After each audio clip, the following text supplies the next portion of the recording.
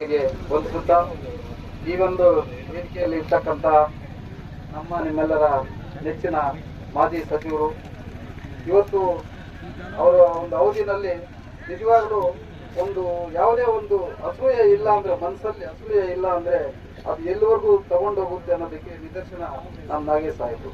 ಕಾರಣ ಏನಂತಂದ್ರೆ, ಆಲಂಗೂರು ಶ್ರೀನಿವಾಸ ಅಭಿಮಾನಿಗಳು ಯಾರೂ ಅವರು ಒಂದೇ ಒಂದು ಮತ ಹೊಂದಿದ್ದಿಲ್ಲ.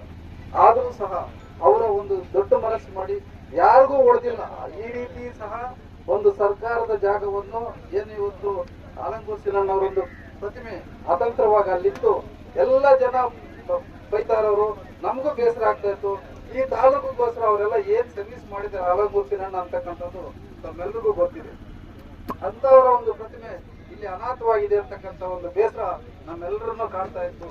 ಆದ್ರೆ ಅವರು ಒಂದು ಸರ್ಕಾರಿ ಜಾಗವನ್ನ ಹಣ ಕೊಟ್ಟು ಖರೀದಿ ಮಾಡಿ ಒಂದು ಸಂಸ್ಥೆಗೆ ಮಾಡಬಹುದು ಅಂತಕ್ಕಂಥ ಒಂದು ಆಲೋಚನೆ ನಮ್ಗೆ ಯಾರಿಗೂ ಬಂದಿದ್ದಿಲ್ಲ. ಕುಮಾರಣ್ಣ ಅವರು 2ನೇ ಬಾರಿ ಮುಖ್ಯಮಂತ್ರಿ ಆಗಿದ್ದಾಗ ಜಿಲ್ಲಾಧಿಕಾರಿಗಳು ಬರೀ ನಾನು ನಮ್ಮ ರಾಜಗೋಪಾಲ್ ಸುಮಾರು ಸಾರಿ ಹೋಗಿ ಮಾತಾಡಿದ್ವಿ. ಆಗ ನಮ್ಮ ಸಮೃದ್ಧಿ ಮಂಜುನಾಥ್ ಅವರು ತೋತಿದ್ರು. ಆದ್ರೂ ಸಹ ಅವರು ಡಿಸಿಗೆ ಮಾತಾಡಿ ಕಳಿಸಿ ಎಲ್ಲ ಹೋಗಿ ಮಾತಾಡಿದ್ರು. ಈ ಒಂದು ಇದು ಬರ್ಲಿಲ್ಲ. ಅವರೆಲ್ಲ ನಮ್ಮನ್ನ ರಿಕ್ವೆಸ್ಟ್ ಮಾಡ್ತಾರೆ.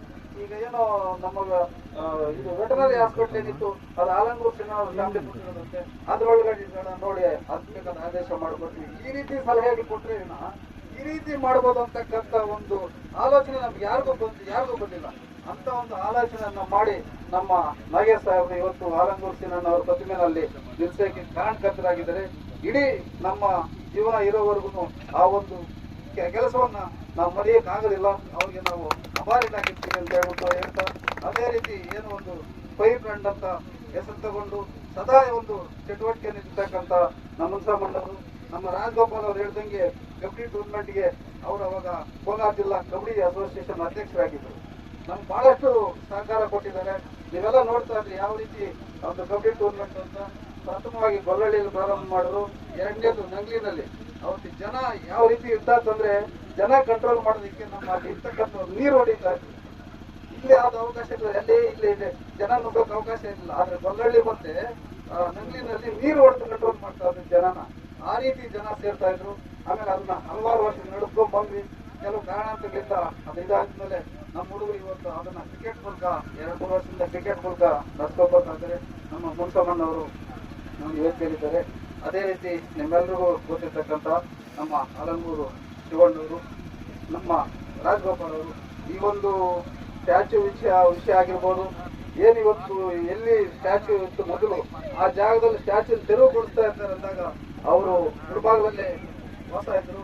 ಮಗಳು ಅವರ ಶ್ರೀಮತಿ ನಮ್ಮ ಜಿಲ್ಲಾ ಪಂಚಾಯತಿ ಮಾಜಿ ಉಪಾಧ್ಯಕ್ಷ ಅಲ್ವೇಲಮ್ಮ ಈತ ಅಷ್ಟೊತ್ತು ರಾತ್ರಿಯಲ್ಲಿ ಹೋಗ್ಬಿಟ್ಟು ಅವತ್ತು ಅಲ್ಲಿ ಪ್ರೊಟೆಕ್ಷನ್ ಮಾಡಿರ್ತಕ್ಕಂಥವ್ರು. ಆ ಒಂದು ಅಭಿಮಾನ ಆಲಂಗೂರು ಅಂತಂದ್ರೆ ನಮ್ಮೆಲ್ಲರೂ ಆ ಒಂದು ಅಭಿಮಾನ ಇಟ್ಕೊಂಡಿವೆ.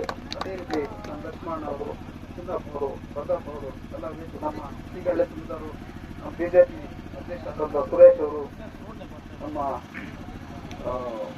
ಚಾಮಪೇಟೆಯಲ್ಲಿ ನಮ್ಮ ರಾಧಾಕೃಷ್ಣ ಅವರು, ನಮ್ಮ ಯುವ ಅಧ್ಯಕ್ಷರಾದ ಪ್ರಕಾಶ್ ಅವರು, ಎಲ್ಲ ಗಣ್ಯರು.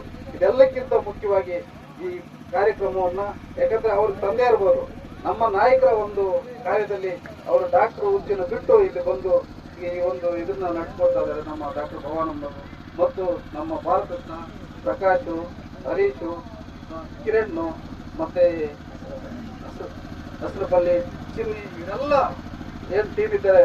ನಿಜವಾಗ್ಲೂ ಇವರಿಗೆ ನಾವು ಧನ್ಯವಾದಗಳು ತಲುಪಬೇಕು. ನಾವು ಒಂದು ಕೈ ಬಿಟ್ಟಿರ್ತಕ್ಕಂಥ ಕೆಲಸವನ್ನ ನೀವು ಕೈ ತಗೊಂಡು ಇವತ್ತು ನಮ್ಮ ನಾಯಕನ ಒಂದು ವಿಜೃಂಭಣೆಯನ್ನ ತೋರಿಸ್ಕೊಡ್ತಾ ಇದ್ದೀರಿ. ಆಲಂಗೂರು ಶ್ರೀನಣ್ಣವರು ಏನು ನಿಮ್ಗೆಲ್ರಿಗೂ ಗೊತ್ತಿದೆ, ವಿದ್ಯಾಕ್ಷೇತ್ರದಲ್ಲಿ ಅವ್ರು ಏನೇನು ಕೆಲಸ ಮಾಡಿದ್ದಾರೆ. ಮೊನ್ನೆ ಅಂಬೇಡ್ಕರ್ ಭವನವನ್ನ ಉದ್ಘಾಟನೆ ಮಾಡೋಕ್ಕೆ ನಮ್ಮ ಶಾಸ್ತ್ರ ಸಮೃದ್ಧಿ ಮಂದಿರ ಗುಡ್ಲಿ ಪೂಜೆ ಮಾಡಿದ್ರು.